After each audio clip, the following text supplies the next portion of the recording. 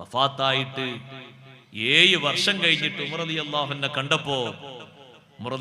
അൻഹു കണ്ടപ്പോ ചോദിച്ചു, കണ്ട ആള് ചോദിച്ചു, എങ്ങനുണ്ട്? ഉമർ റളിയല്ലാഹു അൻഹു പറഞ്ഞു, ഒരു വിഷയത്തിന്റെ ഹിസാബിൽ നിന്ന് ഇപ്പൊ അങ്ങോട്ട് രക്ഷപ്പെട്ടിട്ടുള്ളൂ. ഒറ്റ വിഷയം അല്ലാഹു തആല ചോദിച്ചിട്ട് അതിന്റെ ഉത്തരം പറഞ്ഞിട്ട് ഇപ്പൊ അങ്ങോട്ട് ക്ലിയർ ആയിട്ടുള്ളൂ. എന്താണ് ആ ചോദ്യം? വല്ലാത്ത ഒരു ചോദ്യം തന്നെയാണ്. അല്ലാഹു തആല സലാമത്ത് നൽകട്ടെ. ഖബറിന്റെ ലോകം വല്ലാത്തൊരു ലോകല്ലേ സഹോദരങ്ങളെ. അഷ്റഫുൽ ഖൽഖ് സല്ലല്ലാഹു അലൈഹി വസല്ലമ തങ്ങൾ വലിയ പ്രഗൽഭനായ സ്വഹാബി വര്യനായ സഅദ് റളിയല്ലാഹു അൻഹുവിനെ ഖബറടക്കിയപ്പോ ഖബറിന്റെ ഉള്ളിലേക്ക് സഅദ് റളിയല്ലാഹു അൻഹുവിന്റെ ശരീരം, സഅദ് ഇബ്നു മുആദ് റളിയല്ലാഹു അൻഹു, അതും ഒരു സാധാരണ സ്വഹാബിയല്ല. അവിടുത്തെ മരണത്തിന്റെ പേരിൽ അള്ളാഹുവിന്റെ അർശ് വരെ വിറച്ചുപോയി എന്ന് ഹദീസിൽ പഠിപ്പിച്ച സ്വഹാബിയാണ്. ആ മരണം നമ്മൾ മരിച്ചാൽ ആരറിയാൻ? അള്ളാഹുവിന്റെ അർശ് വരെ അറിഞ്ഞുപോയി സഅദ് ഇബ്നു മുആദ് റളിയല്ലാഹു അൻഹുവിന്റെ മരണം.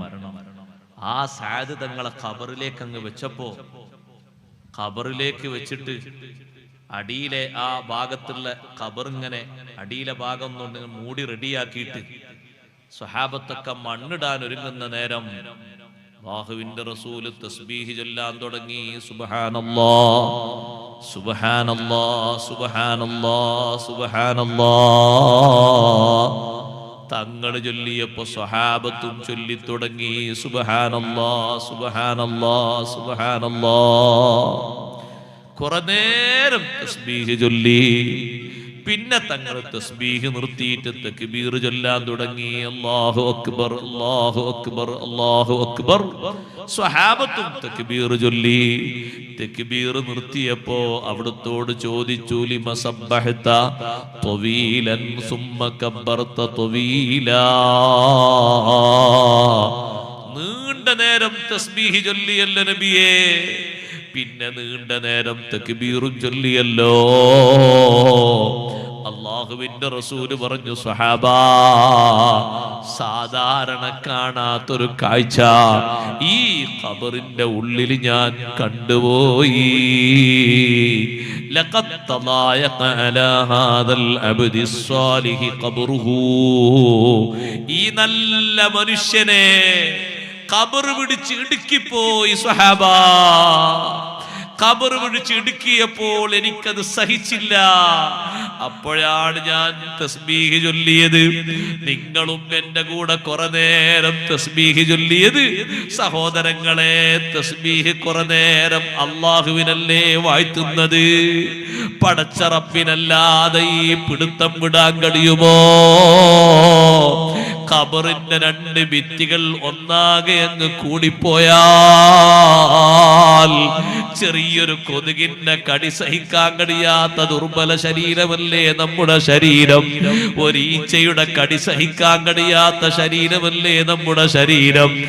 കാണുന്ന ഖബറിന്റെ 2 ഭിത്തികൾ അങ്ങനെ അങ്ങ് വന്ന് ഇടുക്കിയാൽ നബി സല്ലല്ലാഹു അലൈഹി വസല്ലം തങ്ങൾ എന്താ പരിഹാരം കണ്ടത്? ദിക്ർ തന്നെ പരിഹാരം. സുബ്ഹാനല്ലാഹ് സുബ്ഹാനല്ലാഹ് സുബ്ഹാനല്ലാഹ്. നീണ്ട നേരം തസ്ബീഹ് അങ്ങ് ചൊല്ലിയപ്പോ അതേ ഖബർ പിടുത്തം വിട്ടുപോയി. സഅദ് തങ്ങൾക്ക് ആശ്വാസം കിട്ടിയപ്പോ സന്തോഷം കൊണ്ട് അല്ലാഹു തആലാനെ വാഴ്ത്തിയിട്ട് പറഞ്ഞു, അല്ലാഹു അക്ബർ അല്ലാഹു അക്ബർ അല്ലാഹു അക്ബർ. അതുകൊണ്ട് ഖബർ മൂടിക്കഴിഞ്ഞാൽ പെട്ടെന്ന് തന്നെ പൊടിയും തട്ടി പോകരുത്. കുറച്ചു നേരം അവിടെ നിന്നിട്ട് ഖബറാളിക്ക് ഇസ്തിഗ്ഫാർ ചൊല്ലണം. ഖബറാളിക്ക് വേണ്ടി തസ്ബീഹ് ചൊല്ലണം. സാധാരണ നമ്മൾ ചൊല്ലുന്നതിൽ ഇസ്തിഗ്ഫാറും ഉണ്ട്. അല്ലാഹുമ്മഗ്ഫിർ ലഹു വർഹംഹു അല്ലാഹുമ്മ ആമിൻഹു മിൻ കുല്ലിൽ ഫസഇ. പടച്ച റബ്ബേ, ചോദ്യത്തിന്റെ നേരത്ത് നല്ല സ്ഥൈര്യം കൊടുക്കണേ അല്ലാഹ്. ചോദിക്കുന്ന നേരത്ത് നല്ല സ്ഥിരത കിട്ടിയാൽ സഹോദരങ്ങളെ അത് വലിയൊരു വിജയത്തിന്റെ മാർഗം കൂടിയാണ്. ചോദിക്കുന്ന നേരത്ത് നല്ല സ്ഥിരത കിട്ടാന് നമ്മൾ എന്താ ചെയ്യേണ്ടത് എന്നറിയോ സഹോദരങ്ങളെ? ഈമാനും ഇഖ്ലാസും മുറുകെ പിടിച്ചുകൊണ്ട് നന്നായി ജീവിക്കണം. ഖബറിനെ കുറിച്ചുള്ളൊരു ബോധം എപ്പോഴും നമ്മളെ മനസ്സിൽ വേണം. അതേ, ഖബറിന്റെ ഉള്ളിലല്ലേ ചോദ്യം നടക്കുന്നത്. ആ ചോദ്യ നേരത്ത് നല്ല സ്ഥൈര്യം ലഭിക്കാൻ സുബ്ഹാനല്ലാഹ് ഫർളും സുന്നത്തുകളും വീഴ്ച വരുത്താതെ ജീവിതത്തിൽ നിത്യമാക്കണം. തബാറക സൂറത്ത് എന്നും പതിവാക്കണം. ഖബറിന്റെ വിഷയത്തിൽ നിന്നുള്ള കാവലി എപ്പോഴും ചോദിക്കണം. സുന്നത്ത് നിസ്കാരത്തിലും ആ ദുആ വിട്ടുപോകരുത്. അല്ലാഹുമ്മ ഇന്നി അഊദു ബിക മിൻ അദാബിൽ ഖബരി വമിൻ അദാബിൻ നാരി വമിൻ ഫിത്നത്തിൽ മഹ്യാ വൽ മമാതി വമിൻ ഫിത്നത്തിൽ മസീഹിദ് ദജ്ജാൽ. ഒരൊറ്റ നിസ്കാരത്തിലും അല്ലാഹുവിന്റെ റസൂല് ആ ദുആ ഒഴിവാക്കിയിട്ടില്ല. അല്ലാഹുമ്മ സ്വല്ലി അലാ മുഹമ്മദ് എന്നെത്തുമ്പോഴേക്ക് തിരക്കും പിടിച്ച് സലാം വീട്ടിയിട്ട് എണീറ്റ് പോകണ്ട ഉമ്മമാരെ. അല്ലാഹുമ്മ സ്വല്ലി അലാ മുഹമ്മദിൻ വഅലാ ആലിഹി, ആലിന്റെ മേൽ സ്വലാത്ത് ചൊല്ലണം. അത് സുന്നത്താണ്, നിസ്കാരത്തിന്റെ പൂർണ്ണതക്ക് അനിവാര്യമാണ്. വഅലാ ആലിഹി എന്ന് ചൊല്ലിയ ശേഷം അല്ലാഹുമ്മ ഇന്നി അഊദു ബിക മിൻ അദാബിൽ ഖബരി വമിൻ അദാബിൻ നാരി വമിൻ ഫിത്നത്തിൽ മഹ്യാ വൽ മമാത് വമിൻ ഫിത്നത്തിൽ മസീഹിദ് ദജ്ജാൽ. ചോദിക്കുന്ന നേരത്ത് പതറിപ്പോകരുത്. നന്നായി ആ ചോദ്യത്തിന് അള്ളാഹുവിനോട് കാവൽ ചോദിക്കണം. ചോദ്യത്തെക്കുറിച്ച് നല്ല ബോധ്യത്തോടെ ജീവിക്കണം. പടച്ച റബ്ബിനോട് ആ നേരത്ത് സ്ഥിരത കിട്ടാൻ തസ്ബീത്ത് കിട്ടാൻ ഈമാനും ഇഖ്ലാസും എപ്പോഴും ഊട്ടിയുറപ്പിക്കണം. ഈമാനിന് ലെവലേശം സംശയമുണ്ടാകരുത്. ഞാൻ പറഞ്ഞ വിഷയം തന്നെ തുടരട്ടെ. അംർ ഇബ്നുൽ ആസ് റളിയല്ലാഹു അൻഹു തന്റെ കൂട്ടുകാരോടും മക്കളോടും പറഞ്ഞത്, ഒന്നാമത്തെ വിഷയം എനിക്ക് നിങ്ങളവിടെ നിൽക്കുമ്പോ നേരം പോക്ക് ലഭിക്കുമെന്നാണ്. രണ്ടാമത്തതോ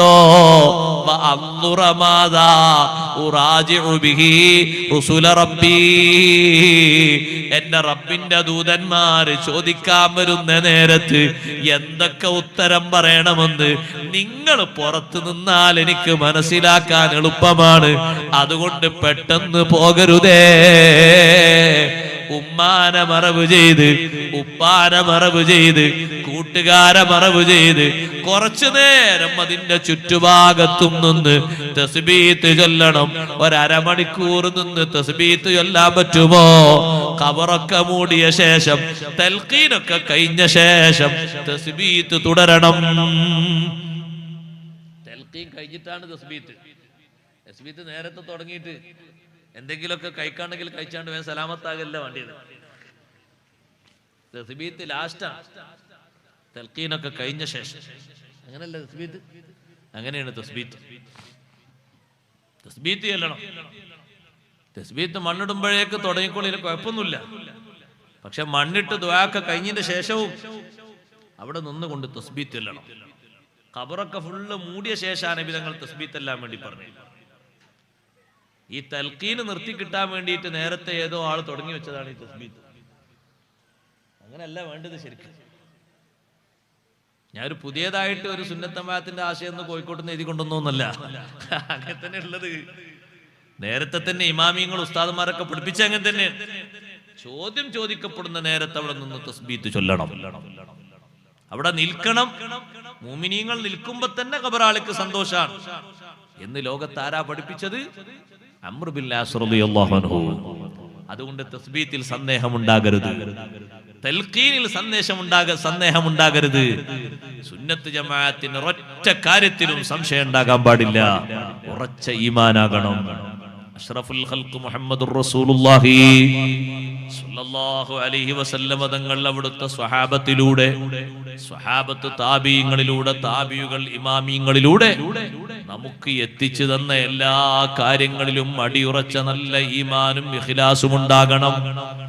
ഈമാനിൽ ലവലേശം മാറ്റമുണ്ടായാൽ, നിഫാഖ് ബാധിച്ചു പോയാൽ, ബിദ്അത്ത് ബാധിച്ചു പോയാൽ, ഏറ്റവും വലിയ സങ്കടം വരുന്നൊരു നേരമാണ് ഖബറിന്റെ ലോകം കേട്ടോ.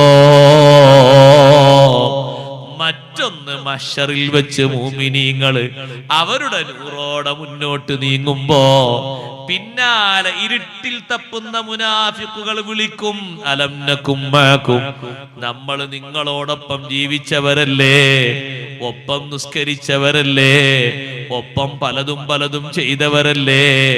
മുഅ്മിനീങ്ങൾ പറയും ഖാലൂ ബലാ, സംഗതിയൊക്കെ അങ്ങനെ തന്നെ. വലാകിന്നകും ഫതൻതും അൻഫുസകും വതറബ്ബസ്തും വർതബ്തും വഗറത്കുമുൽ അമാനിയു ഹത്താ ജാഅ അംറുല്ലാഹി വഗറക്കും ബില്ലാഹിൽ ഗറൂർ. ദുനിയാവിലെ താൽപര്യങ്ങളും ആഗ്രഹങ്ങളും നിങ്ങളെ വഞ്ചിച്ചു കളഞ്ഞു. പല വിഷയങ്ങളിലും നിങ്ങൾ സംശയിച്ചു പോയി, പലതും ശരിയല്ല എന്ന് നിങ്ങൾ മനസ്സിലാക്കിപ്പോയി. വഗറക്കും ബില്ലാഹിൽ ഗറൂർ, മഹാവഞ്ചകനായ പിശാച് നിങ്ങളെ ചതിച്ചുപോയി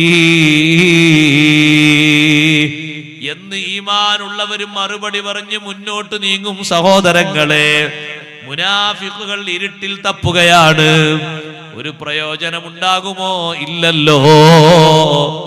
ഏറ്റവും കടുത്ത ശിക്ഷ കൊടുക്കാൻ വിധിക്കപ്പെട്ട നരകത്തിലെ അടിത്തട്ട് അല്ലാഹു തയ്യാറാക്കിയിരിക്കുന്നത് ആർക്കാണ്? ഇന്നൽ മുനാഫിഖീന ഫിദ്ദർക്കിൽ അസ്ഫലി മിനന്നാർ.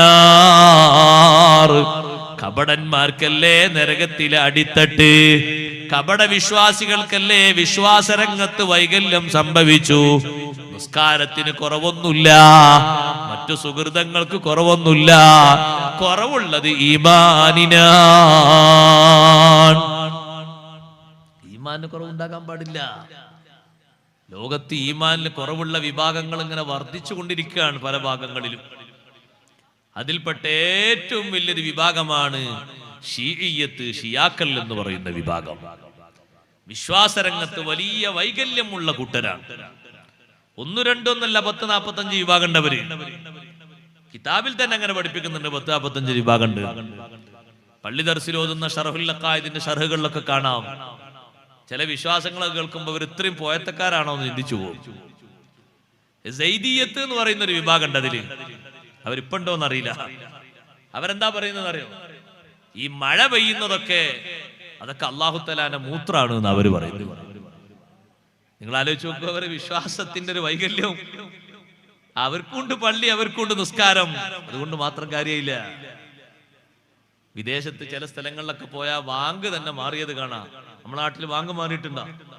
ഇല്ല. അവിടെ അഷ്ഹദു അല്ലാ ഇലാഹ ഇല്ലല്ലാഹ് എന്ന് പറഞ്ഞാൽ ചില സ്ഥലത്തൊക്കെ അഷ്ഹദു അന്ന അലി വലിയുല്ലാഹ് എന്ന് കേൾക്കാം. ചില സ്ഥലത്ത് അഷ്ഹദു അന്ന അലി റസൂലുള്ളാഹ് എന്നും കേൾക്കാം. അല്ലാഹു തആല കാത്തുരക്ഷിക്കട്ടെ. മനുഷ്യന്മാരെ വിശ്വാസപരമായിട്ടുള്ള വൈകല്യങ്ങളാണിത്. അഷ്റഫുൽ ഖൽഖ് സല്ലല്ലാഹു അലൈഹി വസല്ലം തങ്ങളുടെ വിശ്വാസത്തിൽ വൈകല്യം സംഭവിച്ച ബിദ്അത്തുകാർ, നിഫാഖ് ബാധിച്ചവർ, അവരെല്ലാം കുടുങ്ങുന്നൊരു ലോകമാണ് അവിടെ. ഏറ്റവും അധികം ഈമാനില്ലാത്ത ആളുകള് ഒന്ന് മുസ്ലിമായെങ്കിലെങ്കിലും മതിയായിരുന്നു എന്ന് വിചാരിക്കുന്നൊരു നേരം എപ്പോഴാണെന്നറിയോ? ഒന്നാമത്തെ തട്ടിൽ നിന്ന് ദോഷികളായ മുഅ്മിനീങ്ങളുടെ ശിക്ഷ കഴിഞ്ഞിട്ട് ഘട്ടം ഘട്ടമായി അവരെ സ്വർഗത്തിലേക്ക് കയറ്റിക്കൊണ്ടുപോകുമ്പോ 6 തട്ടുകളിലും കിടക്കുന്ന ആളുകൾ പറയും, ദോഷികളായ മുസ്ലിമെങ്കിലും ആയില്ലല്ലോ. ഒന്നാമത്തെ തട്ടിൽ കടന്നാലും കുഴപ്പമില്ലായിരുന്നു, അവർക്ക് രക്ഷ കിട്ടിയല്ലോ ഈമാനിന്റെ പേരില്, നമുക്ക് അതും കിട്ടിയില്ലല്ലോ എന്ന് ബാക്കി 6 തട്ടിലും ഉള്ള ആളുകൾ ആവർത്തിച്ചവർ പറയും, റുബമായ വദ്ദുല്ലദീന കഫറൂ ലൗ കാനൂ മുസ്ലിമീൻ. ഈമാനില്ലാത്ത ആളുകൾ ഒന്ന് മുസ്ലിമായിരുന്നെങ്കിൽ, ഒന്ന് ഇസ്ലാമോടെ ജീവിച്ചിരുന്നുവെങ്കിൽ എന്ന് ചിന്തിക്കുന്ന, വളരെ കൂടുതൽ ആഗ്രഹിക്കുന്ന, വിളിച്ചു പറയുന്ന നേരം അത് പരലോകമാണ് സഹോദരങ്ങളെ. ഈമാൻ ഇവിടുന്ന് കാത്തു സൂക്ഷിക്കേണ്ടതാണ്, ഇവിടുന്ന് സമ്പാദിക്കേണ്ടതാണ്. അവിടെ പോയി മൂമിനാകാൻ എല്ലാവരും റെഡിയാണ്. ഏറ്റവും അധികം അതേ പരലോകത്തുനിന്ന് ഞങ്ങൾ ഈമാനിലേക്ക് വന്നുകൊള്ളാം, ഞങ്ങൾ മുസ്ലിമായി കൊള്ളാം എന്ന് പറയുന്നവരാരാണ്? സത്യനിഷേധികളാണ്. അവരാണ് ഏറ്റവും അധികം അല്ലാഹുവിനോട് പറയാ, ഫലോ അന്നലനാ കറ, ഒരു ചാൻസ് കൂടി തരുമോ പടച്ചോനെ, ഒറ്റ ചാൻസ് കൂടി, ഫനകൂന മിനൽ മുഅ്മിനീൻ, ഞങ്ങൾ മുഅ്മിനീങ്ങളിൽ പെട്ടുംകൊട്ട് വരാം. ഈമാൻ കൊള്ളാൻ ചെറിയൊരു പ്രയാസം ഞങ്ങൾക്ക് വന്നു, അത്രേ ഉള്ളൂ, ഒരു ചാൻസ് കൂടി നീ തന്നാ മതി. നടക്കോ ഇനി അത്? അള്ളാഹു നമ്മുടെ ഈമാൻ സലാമത്താക്കി തരട്ടെ. ഈമാനിന് രാജിയാകുന്ന, ഈമാനിന് എതിരാകുന്ന ഒരു വാക്കും പ്രവൃത്തിയും വരാതെ നമ്മുടെ ഈമാനെ കാത്തു സൂക്ഷിക്കണം. ഈമാനിന് കേടുപാട് സംഭവിക്കരുത്. ഈമാനിന് കേടുപാട് സംഭവിച്ചാൽ പിന്നെ എത്ര വലിയ അമല്, കോടിക്കണക്കിന് ലക്ഷക്കണക്കിന് അമല് ചെയ്തിട്ടും കാര്യമില്ല. ഏറ്റവും പ്രധാനപ്പെട്ട ഒരു കാര്യം ആ വിഷയത്തിൽ ഞാൻ ഓർമ്മപ്പെടുത്തട്ടെ. നിയമങ്ങൾക്ക് നിയമത്തിന്റെ വില തന്നെ നമ്മുടെ ഖൽബിൽ വേണം.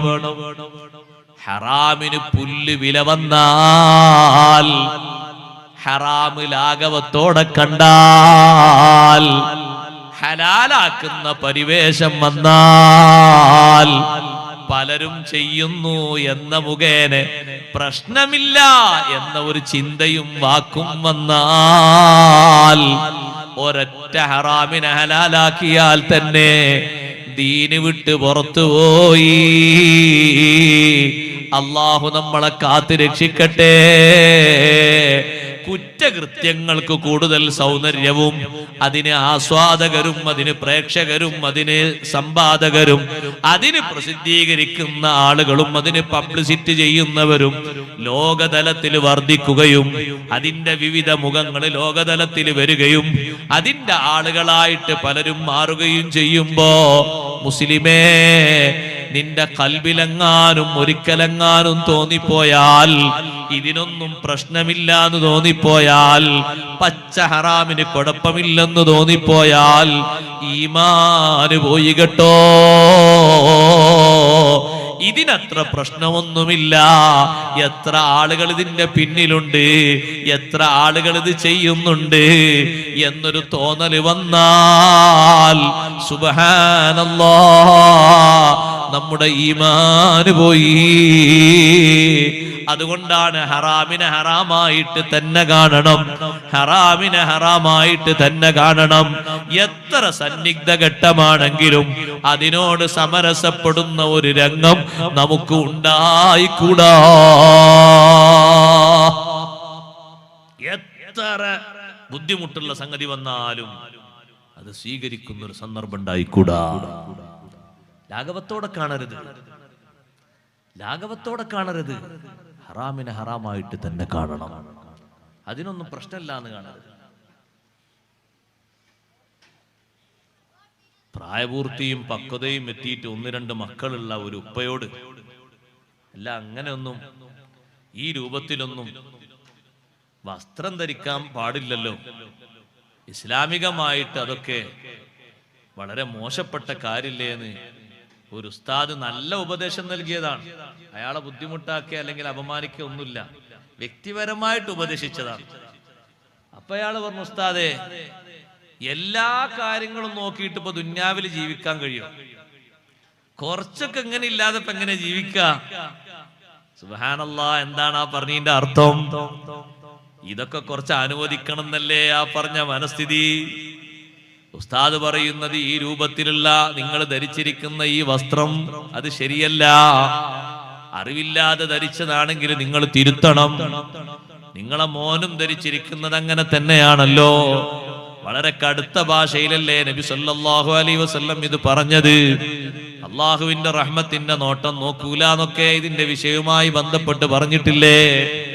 ഈ വിഷയം നമ്മിൽ നിന്ന് ഉണ്ടാകാതെ സൂക്ഷിക്കുകയല്ലേ വേണ്ടത് എന്ന് പറഞ്ഞപ്പോ മറുപടി എന്താണെന്നറിയോ? ഇങ്ങനൊക്കെ അല്ലാതെ ഇപ്പത്തെ കാലത്ത് ജീവിക്കാൻ കഴിയോന്നാണ്.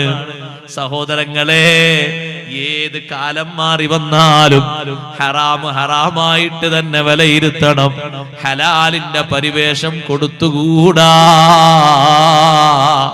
+2 കാരിയായ ഒരു പെണ്ണിനെ പർദ്ദ ധരിച്ച് മഫ്ത ധരിച്ച് ബുർഖ ധരിച്ച ഉമ്മാന്റെ കൂടെ തോളിൽ ഒരു ഷാളുമിട്ടിട്ട് കണ്ടപ്പോ ഒരു പൊതുപ്രവർത്തകനായ ദീനീ പ്രവർത്തകൻ പറഞ്ഞു, ഉമ്മ നിങ്ങൾ നല്ല മുത്തഖിയായ ഉമ്മയാണ്, പക്ഷേ കെട്ടിക്കാൻ പ്രായമായ നിങ്ങളെ കൂടെയുള്ള ഈ മകള് +2 പഠിച്ചു കഴിഞ്ഞ ഈ പെണ്ണ് തലയിൽ ഒരു തട്ടമില്ലാതെ തോളിൽ ഒരു തട്ടമിട്ടിട്ടല്ലേ പോകുന്നത്, തലയിൽ തട്ടമിടാതെ നടക്കുന്നത് ഹറാമല്ലയോ എന്ന് പറയുന്ന സമയത്ത് മറുപടി വന്നത് എങ്ങനെയെന്നറിയോ? നമ്മൾ വാക്കുകളെ ശ്രദ്ധിക്കാനാ ഞാൻ പറയുന്നത്. അതൊരു പൊതുജീവിതം ആരംഭിക്കുമ്പോഴൊക്കെ ആരംഭിച്ചാ പോരെ, തട്ടമിട്ടിട്ട് ബുർഖയിട്ടിട്ട് പർദ്ദയിട്ട് മട്ടത്തിൽ നടക്കുന്നത് മതിയോ സഹോദരാ, മതിയോ ഉമ്മ? അതുവരെ ഈ ഹറാമിന് പെർമിഷൻ ഉണ്ട് എന്നാണോ പറയുന്നത്? ആരാ നമുക്ക് അനുവാദം നൽകിയത്? ആരാ നമുക്ക് അംഗീകാരം നൽകിയത്? ഇതിന് കുഴപ്പമില്ലെന്ന് വെച്ചാൽ ഇത് പാടില്ലെന്ന് പറയുന്ന വിഷയം നമ്മൾ തിരുത്തിയില്ലയോ? നന്നായി നമ്മൾ ശ്രദ്ധിക്കണം, നമ്മൾ സൂക്ഷിക്കണം. ഹറാമിനെ ലാഘവത്തോടെ കാണരുത്. ഹറാമിനെ വർജിക്കുന്ന മനസ്സാണ് എപ്പോഴും ഉണ്ടാകേണ്ടത്. പൂർവികർ ഈമാനെ കാത്തു സൂക്ഷിച്ചത് നോക്ക് നിങ്ങൾ. ഞാൻ ഒറ്റ ഉദാഹരണം പറയട്ടെ. ബഹുമാനപ്പെട്ട ഉമർ ഇബ്നുൽ ഖത്താബ് റളിയല്ലാഹു അൻഹുവിന്റെ കാലഘട്ടത്തിൽ മുസ്ലിങ്ങളിൽപ്പെട്ട ഒരു കൂട്ടം ആളുകളെ റോമിൽപ്പെട്ട രാജാവിന്റെ ഒരു പോരാളി, റോമിലെ രാജാവ് അന്ന് മുസ്ലിമല്ല, അദ്ദേഹം ക്രിസ്ത്യാനിയാണ്. ആ രാജാവിന്റെ ഒരു പോരാളി ഉമർ ഇബ്നുൽ ഖത്താബ് റളിയല്ലാഹു അൻഹു ഭരിക്കുന്ന കാലത്ത് മുസ്ലിങ്ങളെ കൂട്ടത്തിൽപ്പെട്ട ഒരു കൂട്ടം ആളുകളെ പിടിച്ച് അറസ്റ്റ് ചെയ്തു. സുബ്ഹാനല്ലാഹ്. റോമിലെ രാജാവിന് വിവരം കിട്ടി, ഇങ്ങനെ ഒരു കൂട്ടം ആളുകളെ അറസ്റ്റ് ചെയ്തിട്ടുണ്ട് എന്ന് വിവരം കിട്ടി. റോമിലെ രാജാവ് പറഞ്ഞു, അവരെ എല്ലാവരെയും ചെങ്ങലയിൽ ബന്ധിക്കണം. ചെങ്ങലയിൽ ബന്ധിച്ച് രാജാവിന്റെ മുന്നിലേക്ക് കൊണ്ടുവരുമ്പോ റുക്കൂഇന്റെ രൂപത്തിലേ കൊണ്ടുവരാവൂ. റുക്കൂഇന്റെ രൂപത്തിൽ രാജാവിന്റെ മുന്നിലേക്ക് കടക്കുന്ന രൂപത്തില് ആ രാജാവിന്റെ മുന്നിലേക്ക് നേർക്ക് കടക്കാൻ പറ്റൂല. ഒന്ന് വളഞ്ഞിട്ട് രാജാവിന്റെ മുന്നിലേക്ക് പോകണം. നിർബന്ധമായിട്ടും ഒരാൾക്ക് റുക്കൂ ചെയ്യിപ്പിക്കുന്ന സ്വഭാവമാണ്. സുബ്ഹാനല്ലാഹ്. മുസ്ലിങ്ങളെ കൂട്ടത്തിൽപ്പെട്ട ഒരാളെ രാജാവിന്റെ മുന്നിലേക്ക് അങ്ങനെ കൊണ്ടുപോകാൻ വേണ്ടി അതേ ചെങ്ങലയിൽ ബന്ധിച്ച് റുക്കൂഇന്റെ രൂപത്തിൽ കൊണ്ടുപോകുന്ന സ്ഥലത്ത് എത്തിയപ്പോ റുക്കൂഇന്റെ രൂപത്തിൽ അങ്ങോട്ട് കടക്കണമെന്ന് പറഞ്ഞപ്പോ അദ്ദേഹം പറഞ്ഞു, ഇന്നി ലഅസ്തഹീ മിൻ മുഹമ്മദിൻ സ്വല്ലല്ലാഹു അലൈഹി വസല്ലമ അൻ അദ്ഖുല അലൽ കാഫിരി കഹൈഅത്തിർ റാകിഈ. അല്ലാഹുവിന്റെ റസൂല്, ഞാൻ വിശ്വസിച്ച മുത്ത് നബി തങ്ങള് ഞാൻ ഈ ചെയ്യുന്നത് കാണുന്നുവല്ലോ, അള്ളാന്റെ റസൂല് കാണുമല്ലോ. നബി തങ്ങൾ വഫാത്തായിട്ട് വർഷങ്ങൾ കഴിഞ്ഞിട്ടുണ്ട്. ഒരു കാഫിറിന്റെ സവിധത്തിലേക്ക് റുക്കൂ ചെയ്യുന്ന കോലത്തിൽ പോകുന്നത് എനിക്ക് നാണമാണ്. സഹോദരിമാരുടെ ഭാഗത്തേക്ക് ബക്കറ്റ് വിടുന്നുണ്ട്. ഒരുപാട് സഹോദരിമാര് ഉമ്മമാര് വന്നിട്ടുണ്ട് എന്ന് സംഘാടകർ പറഞ്ഞു. നല്ല സംഭാവന കൊടുത്തേക്കണം പരിപാടിക്ക് വേണ്ടി എന്ന് പ്രത്യേകം ഓർമ്മപ്പെടുത്തും. ഇരിക്കട്ടെ സഹോദരങ്ങളെ, റുക്കൂഇന്റെ രൂപത്തിൽ എനിക്ക് അങ്ങോട്ട് കിടക്കുന്നത് നാണമാണ്, എനിക്കത് പറ്റൂലാന്ന് ഈ ഒരു മുസ്ലിങ്ങളെ കൂട്ടത്തിൽപ്പെട്ട ഒരു വ്യക്തി പറഞ്ഞപ്പോ രാജാവിന്റെ അനുയായി പറഞ്ഞു, ആ രൂപം അവിടെ നിന്ന് ഉയർത്തു. അയാള് തലകുനിച്ച് വരാതെ നേർക്ക് നേരെ വരട്ടെ. നേർക്ക് നേരെ മുന്നോട്ട് കടന്നു എന്നു. അതേ കുനിച്ചു പോകുന്ന സ്വഭാവം, അതിന്റെ തടസ്സങ്ങളൊക്കെ മാറ്റിക്കൊടുക്കാൻ പറഞ്ഞു. നേരെ രാജാവിന്റെ അനുയായിയുടെ മുന്നിലേക്ക് പോയി. ദീർഘനേരം സംസാരിച്ചപ്പോ റോം രാജാവിന്റെ അനുയായി പറഞ്ഞു, നീ ഞങ്ങളെ ദീനിൽ പ്രവേശിക്കണം. ഒരാളോട് പറയാണ്, ഞങ്ങളെ മതത്തിൽ നീ പ്രവേശിക്കണം. എന്റെ കയ്യിലുള്ള ഭരണത്തിന്റെ മോതിരം നിന്റെ കയ്യിലേക്ക് വെച്ചു തരാം. റോമിന്റെ അധികാരം നിനക്ക് ലഭിക്കും. നിനക്ക് ഇഷ്ടം പോലെ കാര്യങ്ങൾ ചെയ്യാം. ആ സമയത്ത് മുസ്ലിമായ സഹോദരൻ ആ റോമിന്റെ അധിപനോട് ചോദിച്ചു, അല്ല കം ലിറൂമി മിനദ്ദുനിയാ, ദുനിയാവിൽ നിന്ന് റോം എന്ന് പറയുന്ന പ്രദേശം എത്രയുണ്ട്? അതേ, കുറഞ്ഞ പ്രദേശമല്ലേ ഉള്ളൂ. ദുനിയാവ് മൊത്തം റോമല്ലല്ലോ, ദുനിയാവിന്റെ പകുതി റോമല്ലല്ലോ, ദുനിയാവിൽ കുറഞ്ഞ ഭാഗമല്ലേ റോമെന്ന് പറയുന്നത്. ലൗകാനത്തിദ് ദുനിയാ കുല്ലുഹാ ലഹും മംലൂഅതൻ ദഹബൻ വജവാഹിറ വഅതുഹാ ഖിലാഅതുഹാ ഇലയ്യ ബദലൻ അൻ സമാഇ അദാനി യൗമിൻ മാ ഖബിൽതുഹാ. മുസ്ലിമായ മനുഷ്യൻ പറഞ്ഞൊരു കാര്യം കേൾക്കണോ നിങ്ങൾക്ക്? ഈ റോം എന്ന നാട് മുഴുവനും സ്വർണവും മുത്തും രത്നവും നിറച്ചിട്ട് നിങ്ങൾ എന്റെ കയ്യിൽ വന്ന് എന്റെ കയ്യിലേക്ക് സംഭാവനയായി കൊണ്ടുതരുന്നത് ഒരൊറ്റ ദിവസത്തെ വാങ്ക് കേൾക്കാതിരിക്കുന്നതിന് പോലും പകരമായി സ്വീകരിക്കാൻ പറ്റൂല.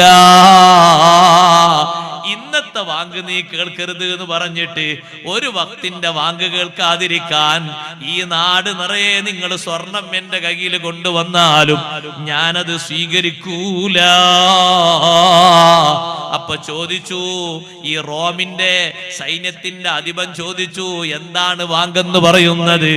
വാങ്കങ്ങ് ഉച്ചത്തിൽ ചൊല്ലിക്കൊടുത്തു. ആ വാങ്കിലുണ്ടല്ലോ അഷ്ഹദു അല്ലാ ഇലാഹ ഇല്ലല്ലാഹ് വ അഷ്ഹദു അന്ന മുഹമ്മദർ റസൂലുള്ളാഹ്.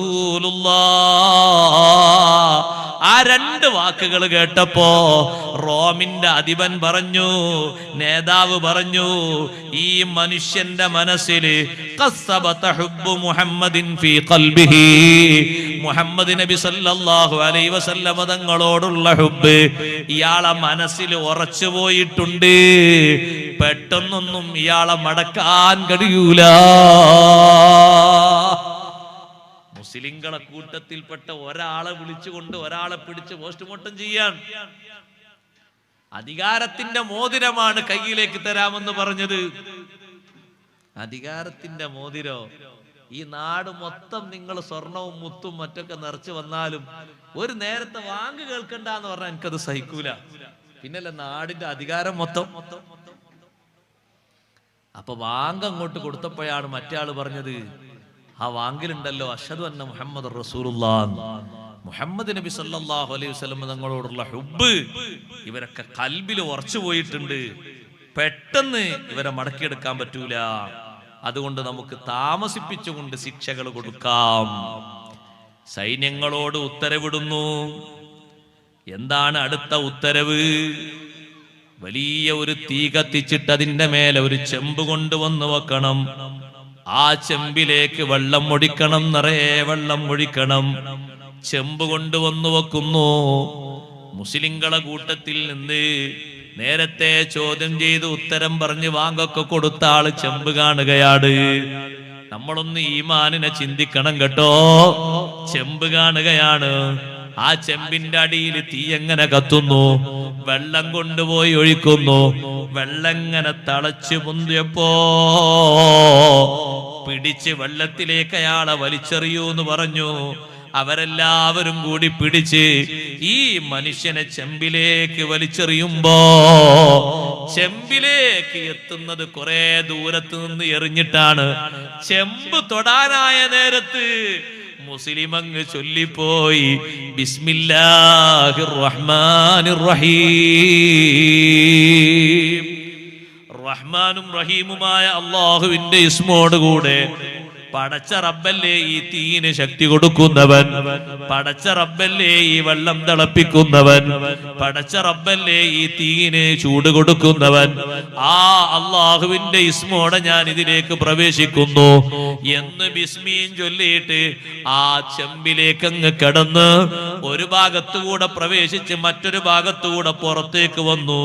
സുബ്ഹാനല്ലാഹ്. അവർക്കൊന്നും തൊടാൻ കഴിയാതെ തിളച്ചു മറിയുന്ന വെള്ളം അതിന്റെ ചൂടിന്റെ ഡിഗ്രി കൊണ്ട് എത്രയോ ഉയരത്തിലേക്ക് അതിന്റെ ആവി പൊങ്ങുന്നുണ്ട്.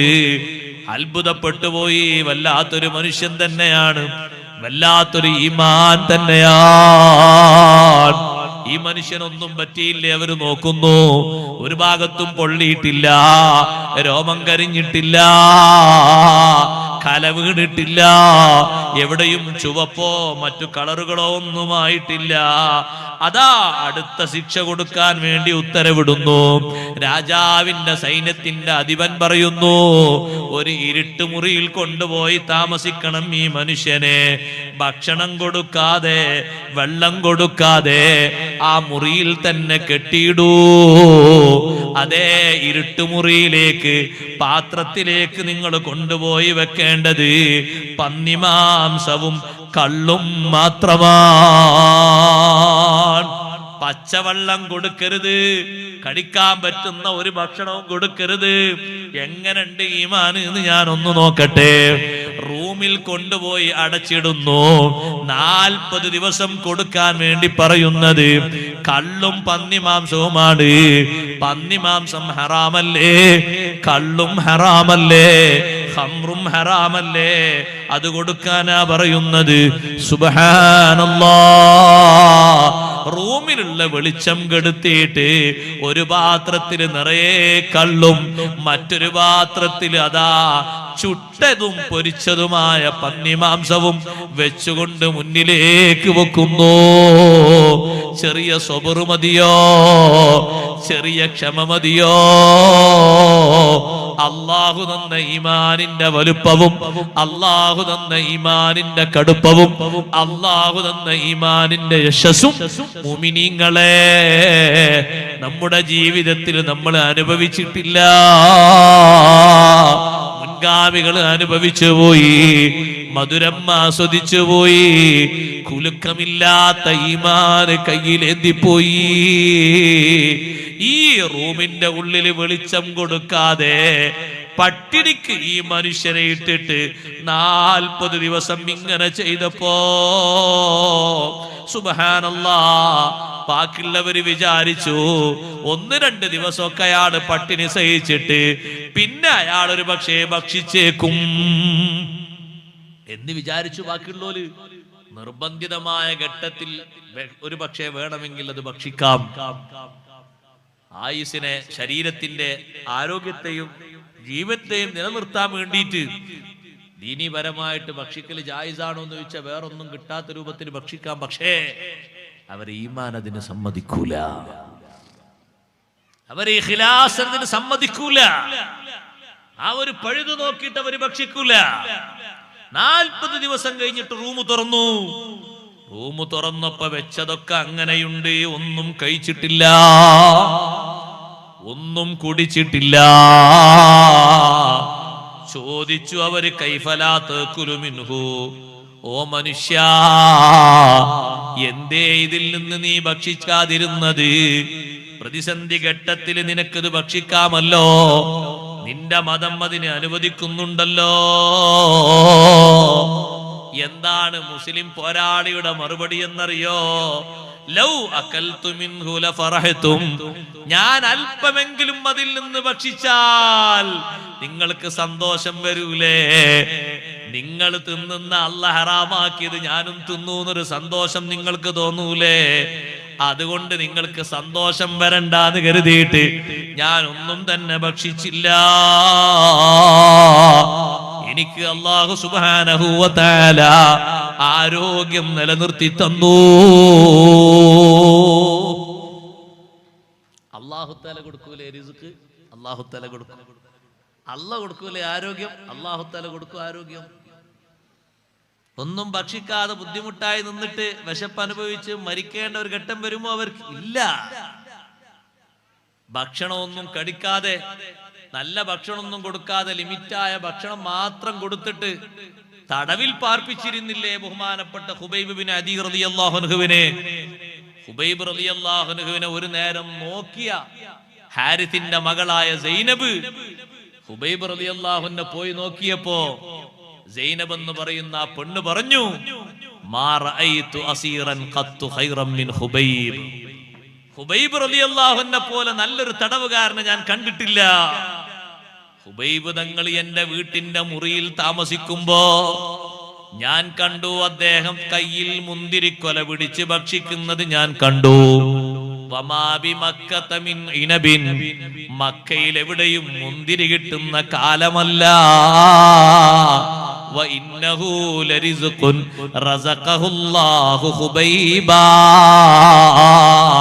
അത് ഹുബൈബ് തങ്ങൾക്ക് സെപ്പറേറ്റ് ആയി അല്ലാഹു നൽകിയ ഭക്ഷണം തന്നെ. കനിയില്ലാ കാലം നീയെ കൊടുത്തോവർ കരിഞ്ഞാമരത്തിന്മേൽ കയാ നിറച്ചോവർ. മക്കയിൽ എവിടെയും മുന്തിരി കിട്ടാത്ത കാലം, ഒരൊറ്റ മരത്തിലും മുന്തിരിയില്ലാത്ത കാലം, ഹുബൈബ് തങ്ങൾക്ക് അല്ലാഹു മുന്തിരി എന്ന ഭക്ഷണം കൊടുത്ത് സന്തോഷം നൽകിയില്ലയോ? അല്ലാഹുവിന്റെ സ്പെഷ്യൽ ആളുകൾക്ക് ഭക്ഷണം കൊടുക്കുന്നത് അല്ലാഹുവല്ലേ? അതിനാരെങ്കിലും മാധ്യമം ആവശ്യമുണ്ടോ? ഇല്ലേ, ഇല്ല. 40 ദിവസം ഈ മുസ്ലിം സഹോദരൻ ആ റൂമിന്റെ ഉള്ളിൽ താമസിച്ചിട്ട് ഒരു വെള്ളത്തിന്റെ ഒരു മുറുക്ക് പോലും കുടിക്കാതെ, ഖംറിന്റെ ഒരു ചെറിയ തുള്ളി പോലും കടിക്കാതെ, പന്നിമാംസം ഒരു കഷ്ണം പോലും രുചി നോക്കാതെ എങ്ങനെയാ സഹോദരങ്ങളെ തള്ളി നീക്കിയത്? അല്ലാഹുവല്ലേ അവർക്ക് ആരോഗ്യം നൽകിയത്? അല്ലാഹുവല്ലേ അവർക്ക് ഈമാൻ നൽകിയത്? ഈമാനിന്റെ ഒരൊറ്റ സംരക്ഷണത്തിന് വേണ്ടിയല്ലേ ഈ ത്യാഗം അവർ സഹിക്കുന്നത്? അപ്പൊ പിന്നെ സഹായം കൊടുക്കുന്നത് അല്ലാഹു തന്നെയാണ്.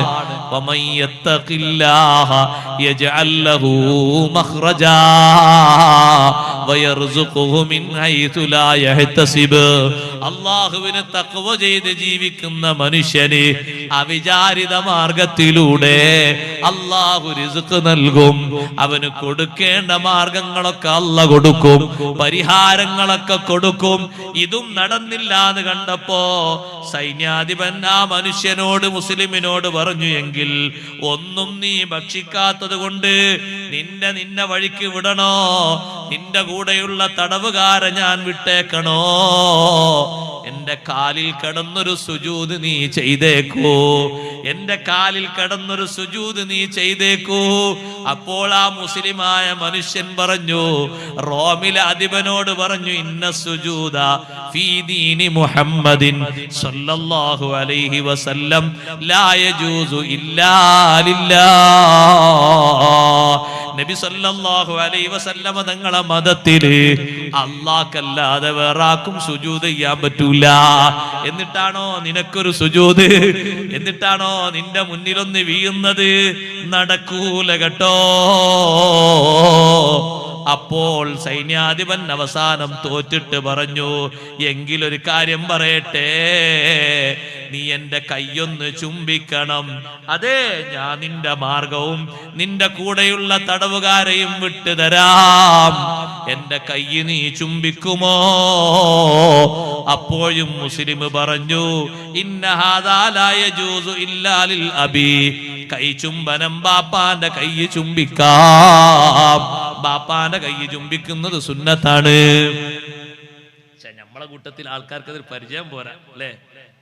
ഇപ്പൊ അടുത്ത് ഉംറക്ക് പോകുന്ന ഒരാളോട്, ഉംറക്ക് പോകല്ലേ, ഇനി എന്താ അവസ്ഥ ചെയ്യേണ്ടത്? യാത്രന്റെ സുന്നത്തായ 2 റക്അത്ത് നിസ്കരിച്ചു, ചൊല്ലേണ്ട ദിക്റൊക്കെ ചൊല്ലി, നിസ്കാരം കഴിഞ്ഞിട്ട് കുറച്ച് സൂറത്തൊക്കെ ഓതാനുണ്ട്, അതൊക്കെ ഓതി. യാത്രക്ക് വേണ്ടി ഒരുങ്ങുമ്പോ അങ്ങനെയാണ്. യാത്രയുടെ സുന്നത്ത് നിസ്കാരം കഴിഞ്ഞ് ചില ഓതേണ്ട സൂറത്തൊക്കെ ഓതണം. ഓതി കഴിഞ്ഞ് ദുആർന്ന് അവിടെയുള്ള ആളുകൾക്കൊക്കെ സ്വതക്ക കൊടുക്കണം. യാത്ര പോകുന്ന ആൾ സ്വതക്ക കൊടുക്കൽ സുന്നത്താണ്. ഇനി ദുബായിലേക്ക് പോകുന്ന ആളാണെങ്കിലും ശരി, ജിദ്ദയിലേക്ക് പോകുന്ന ആൾ ശരി, യാത്രക്കാരൻ സ്വതക്ക കൊടുക്കുന്നത് സുന്നത്താണ്. പഴയ കാലത്തെ ഹജ്ജിന് പോകുമ്പോൾ നിങ്ങൾ ആലോചിച്ചിട്ടുണ്ടോ? പഴയ കാലത്തെ ഹജ്ജിന് പോകുമ്പോൾ അങ്ങനെയാണ്. അന്ന് ചില്ലറയാക്കിയ 2ന്റെ നോട്ട് 1ന്റെ നോട്ടൊക്കെ ഉണ്ടാവും. അപ്പൊ അത് കാണാനല്ല, അത് വേറെ വിഷയോ. 2ന്റെ നോട്ട് 1ന്റെ നോട്ട് ഇഷ്ടം പോലെ ഉണ്ടാകും. എന്നിട്ട് ആ വന്ന ആളുകൾക്കൊക്കെ കൊടുക്കും. മുതിർന്ന ആളുകൾക്ക് ഒരു 10 രൂപ കൊടുക്കും, കുറച്ചുകൂടി ആളുകൾക്ക് 5 രൂപ കൊടുക്കും. 5 രൂപ 10 രൂപ എന്ന് പറഞ്ഞാൽ ലോഡ് കണക്കിന് അരി കിട്ടും. ഇന്നത്തെ പോലെയല്ല. അങ്ങനെ ചെറിയ കുട്ടികൾക്കൊക്കെ 1 രൂപ 2 രൂപ അങ്ങനെ കൊടുത്ത് എല്ലാവർക്കും സ്വതക്ക കൊടുക്കും, കുട്ടികൾക്കടക്കം. എന്നിട്ടാണ് ഹജ്ജിന് പോകുന്ന ആള് വീട്ടിൽ നിന്ന് വാഹനത്തിൽ കയറുക. ഇത് വല്ലാത്തൊരു സന്തോഷമുള്ള യാത്ര. ആ വാഹനത്തിലേക്കാളും കയറി വാഹനം അങ്ങനെ നീങ്ങുമ്പോ വാഹനം പോകുന്ന ഭാഗത്തേക്ക് തിരിഞ്ഞുകൊണ്ട് ബാങ്ക് വിളിക്കും. അതും ഒരു സുന്നത്താണ്. അങ്ങനെ ബാങ്ക് വിളിക്കും. ആ സുന്നത്തോടൊക്കെ ചെയ്യും. ഉംറക്ക് പോകാൻ ഇറങ്ങുന്ന ആള് കാര്യങ്ങളൊക്കെ ചെയ്തിറങ്ങുമ്പോ ഞാൻ പറഞ്ഞു, ആരെ വീട്ടുകള് ബാപ്പുണ്ട്, ഉമ്മണ്ട്, എന്നാ അവരെ ഒന്ന് മുസാഫത്ത് ചെയ്ത് കൈയൊന്ന് പിടിച്ച് മുത്തിക്കോളി എന്ന് പറഞ്ഞു. ചുംബിച്ചോളി, സുന്നത്താണ്. അപ്പൊ അദ്ദേഹം ചോദിച്ചു, ഉസ്താദെ മുസാഫത്ത് ചെയ്താ പോരെ, ചുംബിക്കണോന്ന്. ബാപ്പാന്റെ കൈ ചുംബിക്കൽ സുന്നത്താണ്. ബാപ്പ ആലിമാകണം എന്നില്ല. ബാപ്പ ആലിമാകണം എന്നില്ല. ബാപ്പാന്റെ കൈ നീ ചുംബിക്കുന്നത് ക്വാളിഫിക്കേഷൻ നോക്കിയിട്ടല്ല, ബാപ്പ നിനക്ക് ജന്മം നൽകാൻ നിമിത്തമായി എന്നൊരൊറ്റ കാരണം കൊണ്ടാണ്. ഉമ്മാന്റെ കൈയും നീ പിടിച്ച് ചുംബിക്കണം, ഉമ്മാമ്മയുടെ കൈയും പിടിച്ച് ചുംബിക്കണം, ഉപ്പാപ്പയുടെ കൈയും പിടിച്ച് ചുംബിക്കണം. സാദാത്തുക്കളെ കൈ ചുംബിക്കുന്നത് അവർ അഹ്ലു ബൈത്തിൽ അംഗമായി എന്ന ബഹുമാനം കൊണ്ടാണ്. ഉലമാഇന്റെ കൈ ചുംബിക്കുന്നത് ഇൽമു കൊണ്ട് അല്ലാഹു ആദരിച്ചു എന്ന നിലക്കാണ്. അങ്ങനെയുള്ള ആൾക്കാർക്കൊക്കെ വേറെ കാരണങ്ങളുണ്ട്. ബാപ്പക്ക് ഒരു കാരണവും വേണ്ട, ബാപ്പ ബാപ്പായി എന്നുള്ള കാരണം കൊണ്ട് തന്നെ കൈപിടിച്ച് ചുംബിക്കണം. ഒരു സുന്നത്താണ്, ഒരു പൊരുത്താണ്. ഉമ്മാന്റെ കൈയും പിടിച്ച് ചുംബിക്കണം. യാത്ര പോകുന്ന ആളുകൾക്ക് സുന്നത്താണ്. ഇതുവരെ ചെയ്യാത്ത ആൾക്കാർ ഇനി ചെയ്യാ, അല്ലാഹു തആല തൗഫീഖ് നൽകട്ടെ. അപ്പൊ ഈ മുസ്ലിം സഹോദരൻ പറഞ്ഞു, ചുംബിക്കേണ്ടത് ബാപ്പാന്റെ കൈയല്ലേ, നീ എന്റെ ബാപ്പല്ലല്ലോ. നീതിമാനായ രാജാവിന്റെ കൈ ചുംബിക്കണം, നീ നീതിമാനല്ലല്ലോ. 40 ദിവസം എന്നെ പട്ടിണി കിട്ട, നീ എന്ത് നീതിമാനാ? നിന്റെ കൈ എങ്ങനെ ചുംബിക്കാതാ? അല്ലെങ്കിൽ എന്റെ ഉസ്താദിന്റെ കൈ ചുംബിക്കണം. അത് ഉസ്താദ് എനിക്ക് അക്ഷരം പഠിപ്പിച്ചു എന്നുള്ളതാണ്. ആ ഉസ്താദ് ഇപ്പൊ പഠിപ്പിക്കുന്ന ആളാണെങ്കിലും ശരി, അല്ലാത്ത ആളാണെങ്കിലും ശരി, നമ്മളെ പണ്ട് മദ്രസയിൽ പഠിപ്പിച്ച ഉസ്താദ് ഇപ്പൊ ആ ഉസ്താദ് ഒരു കച്ചവടക്കാരനാണ്. പക്ഷെ നമുക്ക് ഉസ്താദാണത്. ആ ഉസ്താദിന്റെ അലിഫിന്റെ മേലെയാണ് നമ്മൾ ഇന്നും ഫാത്തിഹ ഓതുന്നത്, ഖുർആൻ ഓതുന്നത്, തക്ബീർ ചൊല്ലുന്നത്, സ്വലാത്ത് ചൊല്ലുന്നത്. ആ അക്ഷരക്കൂട്ടങ്ങൾ നമ്മുടെ മനസ്സിൽ, നമ്മുടെ നാവിൽ ഉറപ്പിച്ചു തന്നത് ആ ഉസ്താദാണ്. എപ്പോഴും ആ ഉസ്താദിനോട് ബഹുമാനം വേണം. ആ ഉസ്താദ് ആ മേഖലയിൽ നിന്ന് വിട്ടാലും നമുക്കത് ഉസ്താദാണ്. ബഹുമാനം വേണം, ആദരവ് വേണം. രോഗിയായാൽ സന്ദർശിക്കണം, ആവശ്യങ്ങൾ നിറവേറ്റി കൊടുക്കണം, ഹദിയകൾ കൊണ്ടുപോയി കൊടുക്കണം, നാട്ടിൽ വരുമ്പോൾ പോയി സന്ദർശിക്കണം, സുഖവിവരങ്ങൾ അന്വേഷിക്കണം, ദാരിദ്ര്യമുണ്ടെങ്കിൽ ഉസ്താദിന് ദാരിദ്ര്യത്തിൽ നിന്ന് കരകയറ്റണം. എല്ലാ സ്നേഹപരമായ കാര്യങ്ങളും ചെയ്യണം. ഇപ്പോൾ ഉസ്താദ് മുഅല്ലിം അല്ലെങ്കിലും ശരി, നമുക്ക് ഇൽമു പഠിപ്പിച്ചു എന്നുള്ളത് കൊണ്ട് ജീവിതത്തിന്റെ അവസാനം വരെ ബഹുമാനിക്കാനും സ്നേഹിക്കാനും നമ്മൾ കടപ്പെട്ടവരാണ്. അവരെ സ്നേഹിക്കണം, ബഹുമാനിക്കണം. അത് നമ്മുടെ വിജയത്തിന്റെ ഒരു പ്രധാനപ്പെട്ട കാരണമാണ്. ഗുരുനാഥന്മാരെ ബഹുമാനിക്കണം. ഗുരുനാഥന്മാരെ ബഹുമാനിക്കുന്നത് എത്ര കണ്ട് നമ്മുടെ ജീവിതത്തിലുണ്ടോ അത്ര കണ്ട് അല്ലാഹു നമുക്ക് ഉയർച്ച നൽകും. ഉസ്താദുമാർക്ക് വലിയ ബഹുമാനം കൊടുക്കണം. മദ്രസയിലെ ഉസ്താദുമാര് അടിത്തറ ഭാഗ്യവരാണ് നമ്മുടെ ഇൽമിന്. അവരാണ് നമ്മുടെ അടിത്തറ ഭാഗ്യവര്. കുറെ നമ്മെ പഠിപ്പിച്ച ഉസ്താദുമാര് പലരും മരണപ്പെട്ടു പോയി. അള്ളാഹുർക്കൊക്കെ ദർജയേറ്റി കൊടുക്കട്ടെ. ഖബർ ജീവിതം അള്ളാഹു സന്തോഷത്തിലായി കൊടുക്കട്ടെ. മുഖറബീങ്ങളിൽ അള്ളാഹു സ്ഥാനം കൊടുക്കട്ടെ. ജീവിച്ചിരിക്കുന്നവർക്ക് അള്ളാഹു ആഫിയത്തുള്ള ദീർഘായുസ്സ് കൊടുക്കട്ടെ. സഹോദരന്മാരെ, ഇൽമു പഠിപ്പിച്ച ഉസ്താദുമാരോട് ശുക്റാണ്. അവർക്ക് വേണ്ടി ദുആ ചെയ്യണം, എപ്പോഴും ദ്വാരക്കണം. ബഹുമാനപ്പെട്ട ഇമാം ബുഖാരി റളിയല്ലാഹു അൻഹു പറഞ്ഞില്ലേ, എനിക്ക് ഇൽമു പഠിപ്പിച്ചെന്ന മഹാനാണ് അഹ്മദ് ബിൻ ഹംബൽ റളിയല്ലാഹു അൻഹു. ഒരൊറ്റ നിസ്കാരവും ഞാൻ നിസ്കരിച്ചിട്ടില്ല, എന്റെ ഉസ്താദായ അഹ്മദ് ബിൻ ഹംബൽ തങ്ങൾക്ക് ദുആ ചെയ്യാതെ ഒരൊറ്റ നിസ്കാരവും ഇല്ല. ഞാൻ ഏത് ഫർദ് നിസ്കരിച്ചിട്ടുണ്ടോ, സുന്നത്ത് നിസ്കരിച്ചിട്ടുണ്ടോ, എന്റെ ഉസ്താദായ അഹ്മദ് ബിൻ ഹംബൽ തങ്ങൾക്ക് ദുആ നടത്തിയിട്ടല്ലാതെ ഒരൊറ്റ നിസ്കാരവും നിർവഹിച്ചിട്ടില്ല. ബാപ്പ ഉമ്മക്ക് എപ്പോഴും ദുആ ചെയ്യണം. എല്ലാ ദുആകളിലും ബാപ്പാനെ ഉമ്മാനെ ഉൾപ്പെടുത്തണം. അവരെ മറന്നിട്ടൊരു ദുആ പറ്റൂല. ഉസ്താദുമാരെ ഒഴിവാക്കി ഒരു ദുആ പറ്റൂല. നമ്മുടെ ജീവിതത്തിന്റെ അവലംബങ്ങളാണ്, വിജയത്തിന്റെ നെടുന്തൂണുകളാണിവര്. ഇരിക്കട്ടെ, ഈ മുസ്ലിം പറയുന്നു, ഞാനൊന്നുകിൽ കൈ ചുംബിക്കേണ്ടത് ബാപ്പാന്റെ കൈയല്ലേ, നീ എന്റെ ബാപ്പയല്ല, നീതിമാനായ ഭരണാധികാരിന്റെ കൈയല്ലേ. 40 ദിവസം എന്നെ പട്ടിണി കിട്ട നിനക്കെന്ത് നീതിയാണ്? നിന്റെ കൈ ചുംബിക്കാൻ പറ്റൂല. അല്ലെങ്കിൽ നീ എന്റെ ഉസ്താദാകണം, നീ ഉസ്താദല്ലല്ലോ, പിന്നെങ്ങനെ കൈ ചുംബിക്കാനാ? സുബ്ഹാനല്ലാഹ്. അപ്പ പറഞ്ഞു, പിന്നെ എന്റെ കൈ ചുംബിക്കണില്ലെങ്കിൽ എന്നാ പിന്നെ എന്റെ നെറ്റിയിൽ നീ ഒന്ന് ചുംബനം നടത്തിക്കോ. നിന്റെ നെറ്റിയിൽ വേണമെങ്കിൽ ഞാനൊരു ചുംബനം നടത്താം, പക്ഷേ അതിനൊരു നിബന്ധനയുണ്ട്. എന്നാ നിബന്ധന? എന്റെ കൈ നിന്റെ നെറ്റിന്റെ മേലെ വെച്ചിട്ട് എന്റെ കൈയിന്റെ മേലെ ഞാൻ അങ്ങ് ചുംബിക്കാം. ഡയറക്റ്റായി നിന്റെ നെറ്റിക്ക് ചുംബിക്കാൻ എനിക്ക് തോന്നുന്നില്ല. ഈമാനില്ലാത്ത നിന്റെ നെറ്റിക്ക് എന്തൊരു ബഹുമാനമാണ്. എന്റെ കൈ നിന്റെ നെറ്റിന്റെ മേലെ വെച്ചിട്ട് ഞാനങ്ങ് ചുംബിക്കാം. അങ്ങനെങ്കിലും എന്റെ കൂടുള്ള ആളുകളെ തടവറയിൽ നിന്ന് നീ വിട്ടുതരുമല്ലോ. സുബ്ഹാനല്ലാഹ്. അങ്ങനെ അദ്ദേഹം അതാ എന്നാ നീ അങ്ങനെ ചെയ്തോന്ന് പറഞ്ഞു. നെറ്റിന്റെ മേലെ കൈവച്ചു. അങ്ങനെ ആ കൈ ചുംബിക്കാൻ ഉദ്ദേശിച്ചുകൊണ്ട് അതേ ചുംബിക്കാൻ കൈയിന്റെ മേലേക്ക് കൊണ്ടുപോകുമ്പോ, അല്ലെങ്കിൽ നീ ചുംബിക്കണ്ടെന്നും പറഞ്ഞിട്ട് ആ മുസ്ലിമിനെയും കൂടെയുള്ള തടവുകാരെയും വിട്ടുകൊടുത്തിട്ട് അവർക്ക് ധാരാളം സമ്മാനം കൊടുത്തു. ഉമർ ഇബ്നുൽ ഖത്താബ് റളിയല്ലാഹു അൻഹുവിന് റോമിലെ രാജാവിന്റെ വക ഒരു എഴുത്ത്. എന്താണ് ആ എഴുത്തിലുള്ളത്? ലൗ കാന ഹാദർ റജുലു ഫീ ബിലാദിനാ അലാ ദീനിനാ ലകുന്നാ നഅതഖിദു ഇബാദതഹു. ഉമർ തങ്ങളെ, നിങ്ങളെ മുസ്ലിങ്ങളെ കൂട്ടത്തിൽ നിന്ന് ഞങ്ങൾ പരീക്ഷണത്തിന് വിധേയമാക്കിയ ഒരൊറ്റ വ്യക്തിയുണ്ട്. ചെമ്പിലേക്ക് വലിച്ചെറിഞ്ഞിട്ട് വറച്ചട്ടിയിൽ ശരീരം ഒന്നുമാകാതെ ബിസ്മി ചൊല്ലിയിട്ട് രക്ഷപ്പെട്ട വ്യക്തിയാണ്. 40 ദിവസം പട്ടിണിക്കിട്ടിട്ട് മുന്നിൽ 1-ാം നമ്പർ ഹംറും അതുപോലെ പന്നീർച്ചയും കൊടുത്തിട്ട് ഒന്നും കളിക്കാതെ പട്ടിണി കിടന്നിട്ട് നല്ല ആരോഗ്യത്തോടെ തിരിച്ചു വന്ന ആളാണ്. സുബ്ഹാനല്ലാഹ്. ഈ ഒരൊറ്റ ആള് നമ്മുടെ നാട്ടിലുണ്ടോ? അദ്ദേഹത്തിന്റെ വിശ്വാസത്തിൽ നമ്മൾ ചേർന്നു പോകും.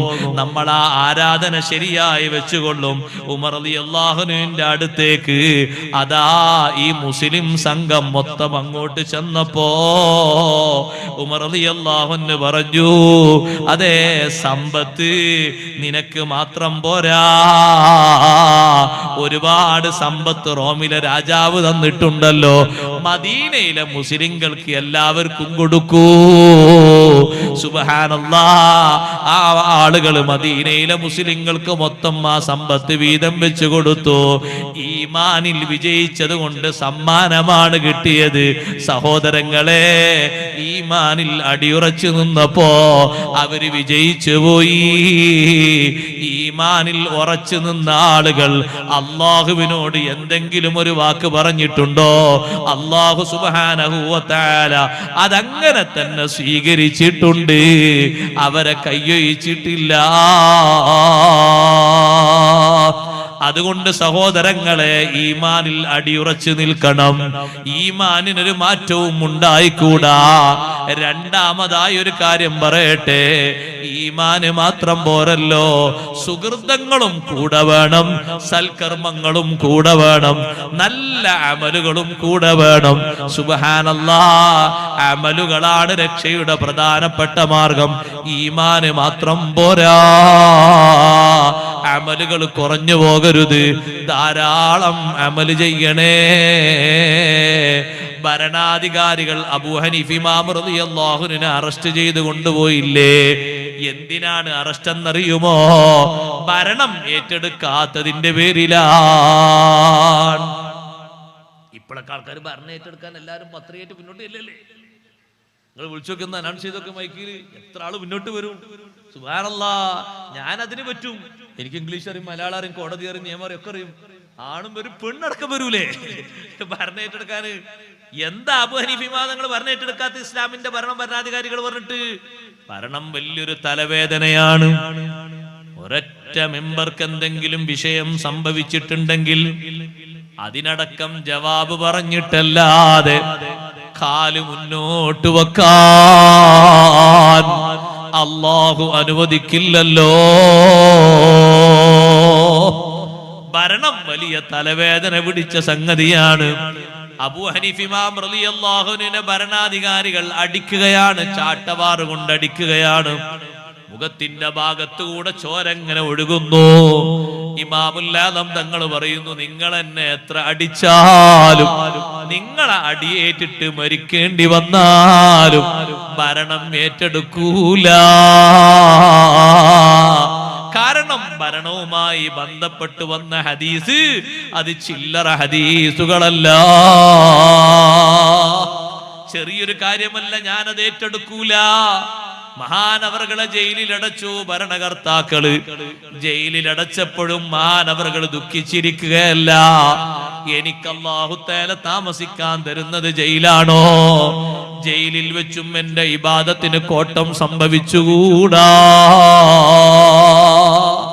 ഉമ്മമാരെ, ജയിലിൽ അബൂ ഹനീഫ ഇമാം റളിയല്ലാഹു അൻഹു വഫാത്താകുന്നത് ജയിലിൽ വെച്ചാണ്.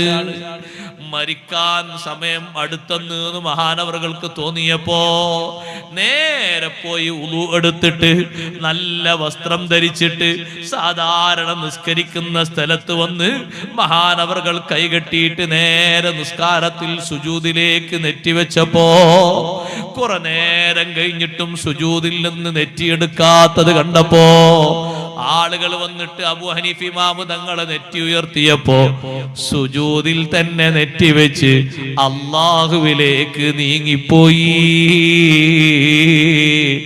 ആ സുജൂദിൽ നെറ്റിവെച്ച സ്ഥലത്ത് വെച്ച് ജയിലിൽ താമസിച്ച സമയത്ത് ഇമാമുൽ ആലം തങ്ങൾ ഓതി തീർത്ത ഖുർആനിന്റെ ഖത്ബ് ജയിലിലുള്ള ആളുകളൊന്ന് എണ്ണി കണക്കാക്കി നോക്കുമ്പോ നെറ്റിവെച്ച സ്ഥലത്ത് വെച്ച് ഇരുന്നോദിയ ഖുർആൻ 7000 ഖത്മാണ്. സുബ്ഹാനല്ലാഹ്. അമല് കുറഞ്ഞു പോകരുത്. ഫർളും സുന്നത്തുമായ അമല് നന്നായി സ്വീകരിക്കണം. ഈമാനിന് ഏറ്റവും താങ്ങും തണലുമായി നിൽക്കുന്നത് അമലാണ്. ഈമാന് പറഞ്ഞിടത്തൊക്കെ അല്ലാഹു ഖുർആനിൽ അമലും പറഞ്ഞിട്ടുണ്ടല്ലോ. നമ്മൾ അമല് ധാരാളം ചെയ്യേണ്ട വിഭാഗമാണ്. എന്തിനാന്നറിയോ ഉമ്മമാരെ?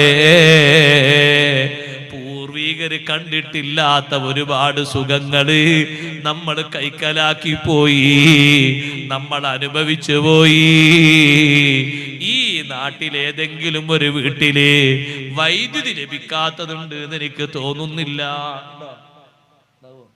ഇല്ല.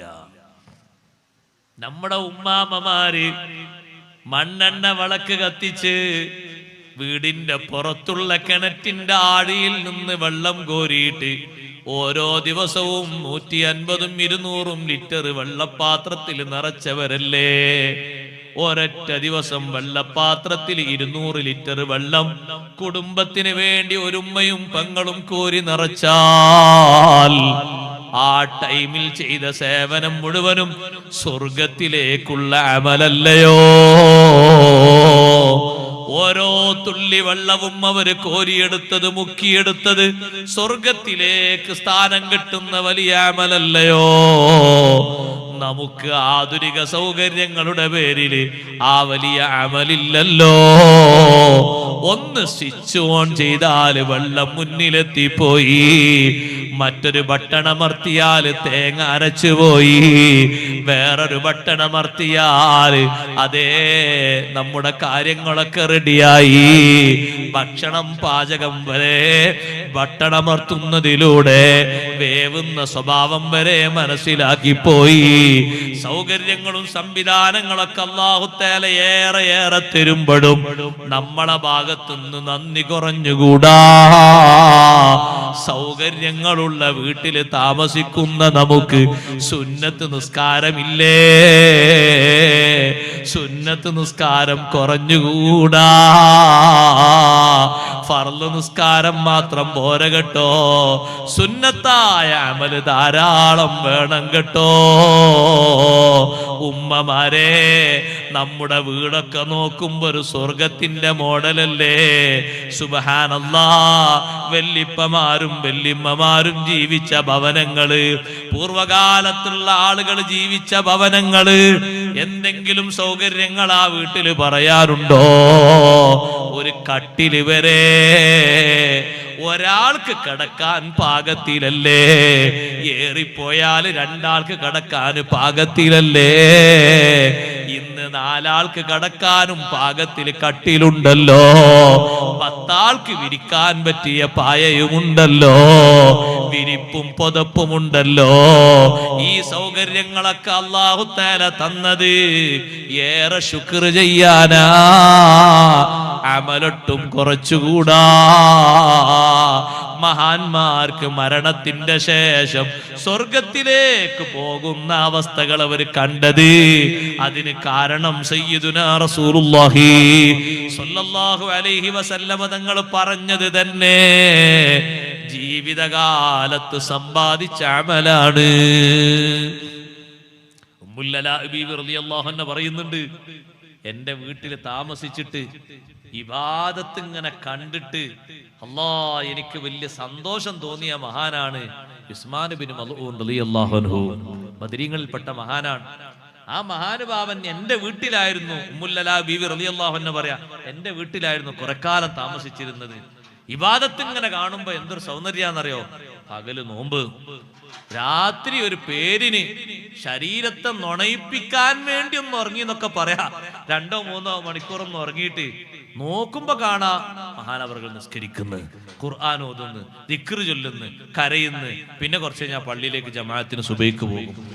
പകല് സമയത്താണെങ്കിൽ ജോലിക്ക് പോകും. ജോലി കഴിഞ്ഞ് വന്നാൽ പിന്നെയും മദീന പള്ളിയിൽ ഉണ്ടാകും, ദർസ് പഠിക്കാനും ഇൽമു കേൾക്കാനും. ഇങ്ങനെങ്ങോട്ട് ജീവിതം ഇബാദത്തിലായി മാത്രം കൊണ്ട് മുഴുകിയ ഉസ്മാൻ ബിൻ മൽഊൻ റളിയല്ലാഹു അൻഹു എന്റെ വീട്ടിൽ താമസിക്കുന്നതിനിടയിലാണ് ഉമ്മുൽ അലാ ബീവി പറയുന്നു, മഹാനവറുകൾ വഫാത്തായി പോയി. വഫാത്തായി കിടക്കുന്ന ജനാസയുടെ അടുത്തേക്ക് സയ്യിദുനാ മുഹമ്മദുർ റസൂലുള്ളാഹി സ്വല്ലല്ലാഹു അലൈഹി വസല്ലമ തങ്ങൾ വന്നപ്പോ ഉസ്മാൻ ബിൻ മൽഊൻ റളിയല്ലാഹു അൻഹുവിനെ നോക്കിയിട്ട് ഉമ്മുൽ അലാ ബീവി റളിയല്ലാഹു അൻഹ ഒരു വാക്ക് പറഞ്ഞു, അമ്മാ ഷഹാദതി അലൈക ലഖദ് അക്രമകല്ലാഹ്. ഓ ഉസ്മാൻ ബിൻ മൽഊൻ തങ്ങളെ, ഞാൻ നിങ്ങൾക്ക് നൽകുന്ന സാക്ഷ്യം, ഞാൻ നിങ്ങൾക്ക് നൽകുന്ന സർട്ടിഫിക്കറ്റ്, ലഖദ് അക്രമകല്ലാഹ്, അല്ലാഹു നിങ്ങളെ ആദരിച്ചിട്ടുണ്ടല്ലോ, അല്ലാഹു നിങ്ങൾക്ക് ബഹുമാനം നൽകിയിട്ടുണ്ടല്ലോ എന്നൊരു വാക്ക് നബി സല്ലല്ലാഹു അലൈഹി വസല്ലം വന്നപ്പോ ഞാൻ പറഞ്ഞപ്പോ അല്ലാഹുവിന്റെ റസൂല് എന്നോട് ചോദിച്ചു, ഉമ്മുൽ അലാ വമാ യുദ്രീകി അന്നല്ലാഹ അക്രമഹു, ഈ സ്വഹാബിക്ക് അല്ലാഹ് ബഹുമാനം കൊടുത്തു എന്ന് നിങ്ങൾക്ക് ആരാ വിവരം തന്നത്? ഈ സ്വഹാബിക്ക് അല്ലാഹ് ബഹുമാനം കൊടുത്തു എന്ന് നിങ്ങൾക്ക് അറിവ് തന്നതാരാ? ഉമ്മുൽ അലാ ബീവി പറയാണ്, ഞാൻ പേടിച്ചു പോയി. ഞാൻ പറഞ്ഞത് അബദ്ധമായി പോയോ എന്ന് എനിക്ക് തോന്നിപ്പോയി. രാവും പകലും ജീവിതം കണ്ടിട്ടാണ് ഞാൻ അങ്ങനെ പറഞ്ഞത്. അല്ലാഹുവിന്റെ റസൂൽ സ്വല്ലല്ലാഹു അലൈഹി വസല്ലം തങ്ങൾ പറയുന്നു, ഞാൻ അല്ലാഹുവിന്റെ റസൂലല്ലേ, എന്റെ കാര്യത്തെ പറ്റി തന്നെ എനിക്ക് വിധി എഴുതാനൊക്കില്ല. പെട്ടെന്ന് നിങ്ങൾ ഇങ്ങനെ സർട്ടിഫിക്കറ്റ് കൊടുക്കാനുള്ള കാരണം എന്താണ്? ഉമ്മുൽ അലാ ബീവി റളിയല്ലാഹു അൻഹ പറയുന്നു, നബിയേ, ഇനി ഞാൻ ഒരാളെയും മദ്ഹ് പറയൂല, പൊക്കി പറയൂല. നിങ്ങൾക്കാരാ വിവരം തന്നത് എന്ന് അല്ലാഹുവിന്റെ റസൂല് ചോദിച്ചതോടെ ഞാൻ പേടിച്ചു പോയി. പിന്നെ ഞാൻ ഒരാളെയും അങ്ങനെ ഉയർത്തി പറയാറില്ല. എന്നാലും എന്റെ മനസ്സിലൊരു സങ്കടം, ഞാൻ ഇത്രയും ബഹുമാനത്തോടെ കണ്ട ഒരു മഹാനെ പറ്റി ഞാൻ അങ്ങനെ പറഞ്ഞതിന് നിങ്ങൾക്ക് എവിടുന്നേ വിവരം കിട്ടിയെന്ന് അല്ലാഹുവിന്റെ റസൂല് എന്നോട് ചോദിച്ചില്ലേ? ഞാൻ ആ മഹാന്റെ ജീവിതം ശരിക്ക് കണ്ടതാണല്ലോ. അന്ന് മഹാനവറുകളെ ഖബറടക്കിയ ശേഷം രാത്രി സമയത്ത് ഉസ്മാൻ ഇബ്നു മൽഊൻ തങ്ങളെ ഞാൻ സ്വപ്നത്തിൽ കണ്ടു. സുബ്ഹാനല്ലാഹ്, ഫുൾ വസ്ത്രം ധരിച്ചുകൊണ്ട് നല്ല സുസ്മേരവദനായി സന്തോഷത്തോടെ പച്ചത്തോപ്പുകളിലൂടെ മഹാനവറുകൾ അങ്ങനെ നടക്കുന്നത് സ്വപ്നത്തിൽ ദർശിച്ചപ്പോ ഞാൻ അല്ലാഹുവിന്റെ റസൂലിനോട് പോയിട്ട് പറഞ്ഞു, നബിയേ, ഉസ്മാൻ ഇബ്നു മൽഊൻ റളിയല്ലാഹു അൻഹുവിനെ പൂർണ്ണ വസ്ത്രം ധരിച്ച് പച്ചപ്പുള്ള സ്ഥലത്തുകൂടെ സന്തോഷത്തോടെ നടക്കുന്നത് കണ്ടുപോയി നബിയേ. ഉമ്മുൽ അലാ, നിങ്ങൾ കണ്ടത് ശരിയാണ്. ആ കണ്ട സൗന്ദര്യമില്ലേ, അത് ജീവിതത്തിലെ അമലാകുന്നു. അതുകൊണ്ട് ഉമ്മമാരെ അമല് കുറക്കരുത്, ചെറുപ്പക്കാരെ അമല് കുറക്കരുത്. ഖുർആനുമായി ആത്മീയ ബന്ധം നമ്മൾ കൂടുതലാക്കണം. ഒരു മാസക്കാലം വലിയ ബന്ധമുണ്ടായിരുന്നില്ലേ? പെരുന്നാളോട് അത് ഉപേക്ഷിച്ചോ? പറ്റില്ല കേട്ടോ. എല്ലാ ദിവസവും ഖുർആനുമായി ആത്മബന്ധം വേണം, ഖുർആനുമായി വലിയ ബന്ധം വേണം. ഖുർആൻ നാളെ ആഖിറത്തിൽ ശഫാഅത്ത് ചെയ്യുന്നൊരു കിതാബാണ്, തിരിച്ചറിയുന്നൊരു ഗ്രന്ഥമാണ്. അതിനെ ഓതിയവർക്കും അതിനെ ബഹുമാനിച്ചവർക്കും വലിയ ബഹുമാനം ഖുർആൻ വാങ്ങിത്തരുന്നത് പാരത്രിക ലോകത്താണ്. അതുകൊണ്ട് തന്നെ ഖുർആൻ എപ്പോഴും കൂടെ പിടിക്കണം, ഖുർആൻ എപ്പോഴും തുറന്നു ഓതണം. മുസ്ഹഫ് നമ്മുടെ ഏറ്റവും നല്ല കണക്ഷന് കാരണമാകണം. അള്ളാഹുവിന്റെ ഖുർആൻ നന്നായി ഓതണം. ഉമ്മമാരെ, നഫീസ റളിയല്ലാഹു അൻഹാ അവസാനവും ഖുർആൻ ഓതിയിട്ടല്ലേ വഫാത്തായത്. റാബിയത്തുൽ അദവിയ്യ റളിയല്ലാഹു അൻഹ അങ്ങനെയല്ലേ? ഉസ്മാൻ ഇബ്നു അഫ്ഫാൻ റളിയല്ലാഹു അൻഹു അങ്ങനെയല്ലേ? ഷാഫി ഇമാം തങ്ങൾ ഖുർആൻ കേട്ടിട്ടല്ലേ വഫാത്തായത്. സുബ്ഹാനല്ലാഹ്. അതുകൊണ്ട് ഖുർആനുമായി വലിയ ആത്മബന്ധം പുലർത്തിയിട്ട് അമലുകൾ വർദ്ധിപ്പിക്കണം. നിത്യേന ഓതേണ്ട സൂറത്തുകളില്ലേ? സൂറത്തുൽ വാഖിയയും തബാറകയും സൂറത്തു സജദയും അർ-റഹ്മാനും, അതൊക്കെ സൂറത്തു ദുഖാനും സബുൽ മുൻജിയാത്ത് എന്നും പതിവാക്കണം. അതേ, ഖുർആനുമായി എത്ര വലിയ കണക്ഷൻ കൂടുതലുണ്ട്, അത്ര വലിയ കണക്ഷൻ നമ്മോട്, അത്ര വലിയ പരിചയം വാനലോകത്തുള്ള മലക്കുകൾക്ക് അധികം കിട്ടും കേട്ടോ. ഇവിടെ ഖുർആനുമായി നല്ല ബന്ധമുണ്ടോ? ജനങ്ങളെക്കാളും നമ്മെ പരിചയമുള്ളവര് അള്ളാഹുവിന്റെ റഹ്മത്തിന്റെ മാലാഖമാരാണ്. അതുകൊണ്ടല്ലേ മുആവിയത്ത് ബിൻ മുആവിയ റളിയല്ലാഹു അൻഹു മഹാനവർകൾ വഫാത്തായപ്പോ അതേ 10,000 മലക്കുകള് കൂട്ടം കൂട്ടമായി ജനാസ നിസ്കരിക്കാൻ വേണ്ടി ഇറങ്ങി വന്നപ്പോ നബി സല്ലല്ലാഹു അലൈഹി വസല്ലം തങ്ങൾ ചോദിച്ചില്ലേ, അല്ല മുആവിയ റളിയല്ലാഹു അൻഹുവിനെ നിങ്ങൾക്ക് പരിചയമുണ്ടോ? മലക്കുകൾ പറഞ്ഞു, ഉണ്ട് നബിയേ. വാനലോകത്തുള്ള മുഴുവൻ മലക്കുകൾക്കും മുആവിയത്ത് ബിൻ മുആവിയ റളിയല്ലാഹു അൻഹുവിനെ നന്നായി അറിയാം. എങ്ങനെയെന്ന് ചോദിച്ചു അല്ലാഹുവിന്റെ റസൂൽ. അപ്പൊ പറഞ്ഞു, ഒരു ദിവസം ഏറ്റവും അധികം ഭൂമിയിൽ നിന്ന് ഖുൽ ഹുവല്ലാഹു അഹദ് ഓതിയിട്ട് വാനലോകത്തേക്ക് അതിന്റെ ആ ഒരു സൗന്ദര്യം, അതിന്റെ ആ ഒരു ശബ്ദം, അതിന്റെ ആ ഒരു സുഗന്ധം മുആവിയ റളിയല്ലാഹുവിൽ നിന്നാണ് അടിച്ചു വീശുന്നത്. ഏറ്റവും അധികം സൂറത്തുൽ ഇഖ്ലാസ് ഓതിയിരുന്ന മഹാനാണ് മുആവിയത്ത് ബിൻ മുആവിയ റളിയല്ലാഹു അൻഹു. അവര് വഫാത്തായപ്പോൾ അല്ലാഹുവിന്റെ റസൂൽ മദീനയിൽ ഇല്ല, നബി തങ്ങൾ തബൂക്കിലാണ്. ജിബ്രീൽ അലൈഹിസ്സലാം വന്നിട്ട് പറഞ്ഞു, ജനാസ നിസ്കരിക്കാൻ ഇറങ്ങിയ മലക്കുകളെ കാണണോ മദീനത്ത്? മദീന അങ്ങനെ തബൂക്കിലേക്കൊന്നും ഇങ്ങനെ ചുരുട്ടി കൊടുത്തു. എന്നിട്ട് ആ സ്വഹാബിന്റെ ജനാസക്ക് നബി തങ്ങൾ നിസ്കരിച്ചു. അല്ലാഹുവിന്റെ റസൂല് പറഞ്ഞു, 50,000 മലക്കുകൾ ജനാസ നിസ്കാരത്തിൽ സംബന്ധിക്കാൻ വേണ്ടി ഇറങ്ങി വന്നിരിക്കുകയാണ്. അവർക്കൊക്കെ എങ്ങനെയാ മുആവിയത്ത് ബിൻ മുആവിയ റളിയല്ലാഹു അൻഹു പരിചയം? ഒറ്റ കാരണം കൊണ്ടാണ്, ഖുർആനുമായുള്ള വലിയ ബന്ധം. അതുകൊണ്ടല്ലേ സൈനുദ്ദീൻ മഖ്ദൂം റളിയല്ലാഹു അൻഹു പറഞ്ഞത്, നിത്യേന ഓതൽ ഏറ്റവും അധികരിപ്പിക്കേണ്ട സൂറത്താണ് സൂറത്തുൽ ഇഖ്ലാസ്. മഹാനവറുകൾ എണ്ണം പറഞ്ഞത് 200 ഫത്ഹുൽ മുഈനിലൂടെ. 200 പ്രാവശ്യം ദിനേന ഓതൽ സുന്നത്തുള്ള സൂറത്താണ് സൂറത്തുൽ ഇഖ്ലാസ്. അതിന് ഇത്രത്തോന ടൈമൊന്നും വരൂല. 2 മിനിറ്റ് വാച്ചിലേക്ക് നോക്കിയിട്ടൊന്ന് ഇഖ്ലാസ് സൂറത്ത് ഓതി നോക്കി, എത്ര ഓതി തീരുന്നറിയാം? ആകെ 4 ആയത്തല്ലേ ഉള്ളൂ. പെട്ടെന്ന് പെട്ടെന്ന് പെട്ടെന്ന് പെട്ടെന്ന് ഓതി തീരും. ഓരോ നിസ്കാരത്തിന്റെ ശേഷവും 40 വീതം ഓതിയാൽ 200 ഉണ്ടാകൂലേ? 200 ഉണ്ടാകും. വളരെ എളുപ്പല്ലേ? നിസ്കാരം കഴിഞ്ഞ് നമ്മൾ അങ്ങനെ വീട്ടിലേക്ക് പോകുമ്പോ കൈവരൽ അങ്ങനെ മടക്കിയിട്ട് അങ്ങനെ ഓതിയാൽ മതി. പുരയിലെത്തുമ്പോഴേക്കും 40 ഓതിത്തീരും, പെട്ടെന്ന് ഓതിത്തീരും. നിസ്കാരക്കുപ്പായം ഒന്ന് മാറ്റിയിട്ട് ഒന്ന് അടുക്കളയിലേക്കൊന്ന് പ്രവേശിക്കുന്നതിന് മുമ്പ് ഒരു കയ്യിൽ എണ്ണം പിടിച്ച ഉമ്മമാരെ 40 എണ്ണം എണ്ണിത്തീരും. വലിയ പ്രയാസമൊന്നുമില്ല. പതിവായി ശ്രദ്ധിക്കുകയാണെങ്കിൽ അല്ലാഹു തആല തൗഫീഖ് തരട്ടെ. എല്ലാ ദിവസവും മോദൽ സുന്നത്തുള്ള സൂറത്താണ്. അത് അധികം മോദിയപ്പോഴാണ് ഇത്രയും മലക്കുകൾ ജനാസ നിസ്കാരത്തിൽ സംബന്ധിക്കാൻ വേണ്ടി ഭൂമിയിലേക്ക് ഇറങ്ങിയത്. തബൂക്കിൽ വെച്ച് നബി സല്ലല്ലാഹു അലൈഹി വസല്ലം രംഗം കാണുകയാണ്. ജനാസ നിസ്കാരത്തിന് തങ്ങൾ നേതൃത്വം നൽകി.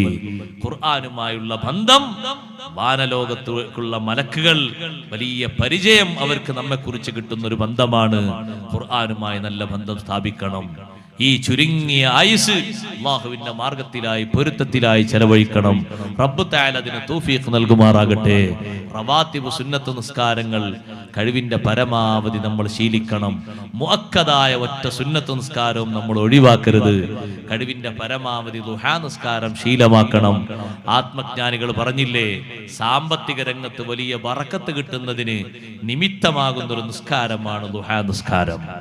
സാമ്പത്തിക പരാധീനത അനുഭവിക്കുന്ന പലരും ഉണ്ട്.